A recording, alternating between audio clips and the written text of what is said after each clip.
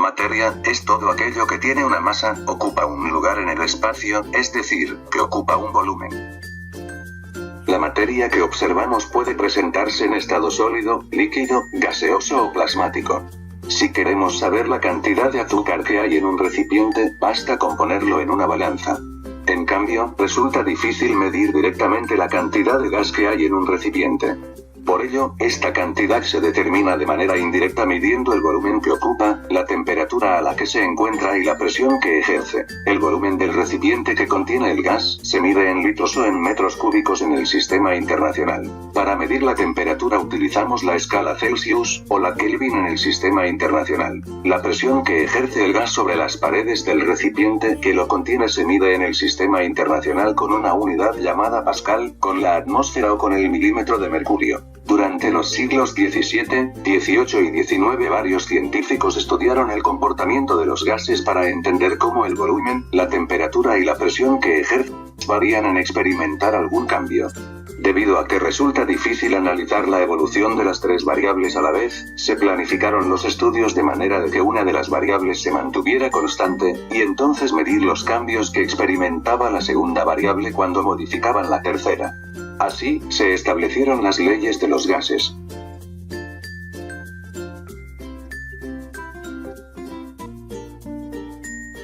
La ley de Boyle-Mariotte, o ley de Boyle, formulada independientemente por el físico y químico británico Robert Boyle en 1662, y el físico y botánico francés Edme Mariotte en 1676, es la ley de los gases que relaciona el volumen y la presión de una cierta cantidad de gas mantenida a temperatura constante. Robert Boyle y Edme Mariotte estudiaron que la presión de un gas variaba si se modificaba el volumen y se mantenía la temperatura constante. Consideramos que la temperatura es la misma en los dos recipientes y contienen la misma cantidad de partículas de gas. En el primer recipiente vemos que el volumen es mayor, lo cual permite que las partículas estén más separadas las unas de las otras y choquen con menos frecuencia con las paredes del recipiente. En el segundo recipiente, el volumen es menor. Vemos que las partículas chocan más a menudo contra las paredes del recipiente. Por eso la presión es mayor, teniendo en cuenta que esta experiencia es igual para todos los gases. Podemos sacar las siguientes conclusiones. Cuanto más volumen, menos presión, y viceversa, cuando disminuye el volumen, aumenta la presión. Las variables presión y volumen son inversamente proporcionales. Dos variables son inversamente proporcionales cuando, al aumentar una, la otra disminuye y, además, se mantiene constante el producto entre los respectivos valores de las variables.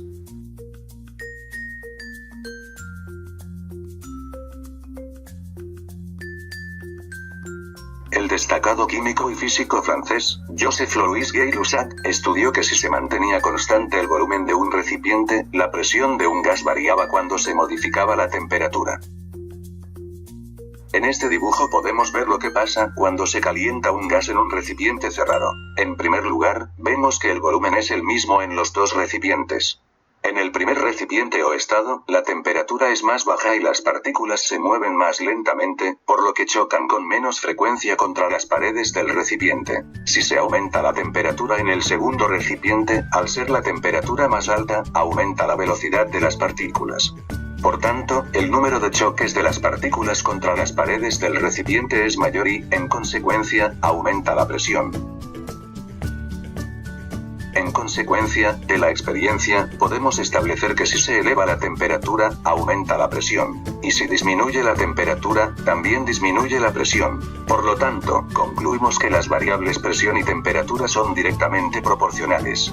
Dos variables son directamente proporcionales si, cuando aumenta la primera, la segunda aumenta en la misma proporción. Y cuando disminuye la primera, también disminuye la segunda en la misma proporción.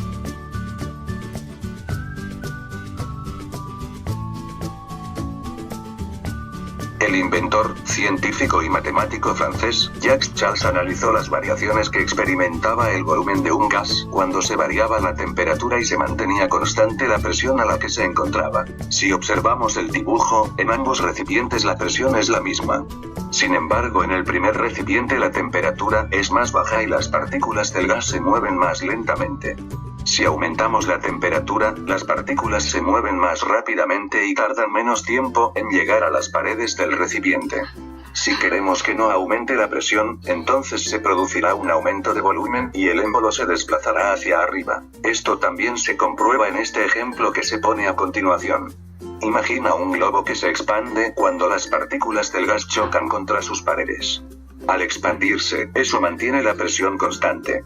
Cuanto más rápido se muevan las partículas, más presionarán sobre las paredes del globo, expandiéndolo. Por el contrario, si enfriamos el gas, eso aminora el movimiento de las partículas y así el globo se contrae. De la experiencia, podemos sacar que cuando aumenta la temperatura del gas, manteniendo la presión constante, el volumen también aumenta. Y cuando disminuye la temperatura, el volumen también disminuye. Por lo tanto, el volumen y la temperatura son magnitudes directamente proporcionales.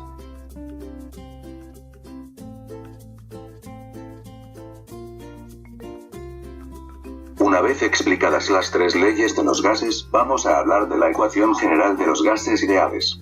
Un gas ideal es un gas que está a baja presión, y por lo tanto, hay una menor concentración de partículas de gas. Esta baja concentración de partículas hace que cada partícula del gas tenga un movimiento totalmente aleatorio, independiente de las interacciones con las demás partículas de alrededor. Por otro lado, cuanta más alta sea la presión, más alta será la concentración de partículas, y su movimiento estará mucho más influenciado por las interacciones con las demás partículas. Es por ello, que cuanto más baja sea la presión, más ideal se considera el gas, y más se cumplen estas leyes explicadas. En esta tabla vemos las tres leyes en cuestión con sus respectivas fórmulas. Si combinamos las tres leyes, vemos que a ambos lados del paréntesis tenemos las mismas variables pero en distintos estados, 1 y 2. Además, las variables presión y volumen siempre están en el numerador, mientras que la temperatura se sitúa en el denominador. Si nos fijamos, en el caso de tener la temperatura constante, podemos tachar la variable en ambos lados del paréntesis, dándonos la fórmula de la ley de Boyle-Mariotte. Lo mismo pasa si tenemos el volumen constante, que nos dará la fórmula de la ley de Gay-Lussac, y lo mismo con la presión y la ley de Charles. Por lo tanto, es fácil de llegar a cualquiera de las tres leyes de los gases a partir de la ecuación general de los gases ideales, la cual es la combinación de los tres.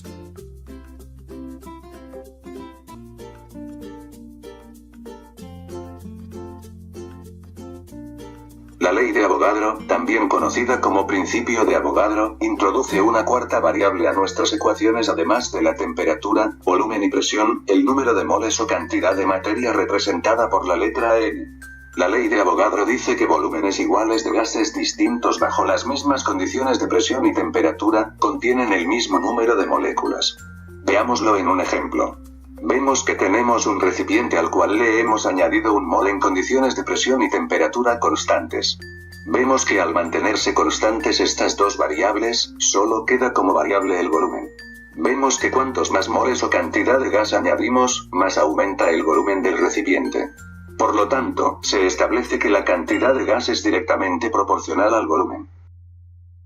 En esta tabla que hay a continuación podemos ver las cuatro leyes que hemos visto, y que rigen el comportamiento de los gases, concretamente los gases ideales. Si combinamos las cuatro fórmulas vemos que la presión y el volumen siempre están en el numerador multiplicándose mientras que el número de moles y la temperatura están en el denominador multiplicándose de la misma forma. Esto se mantiene de forma constante para los distintos estados. Si simplificamos esta fórmula vemos que lo podemos expresar así.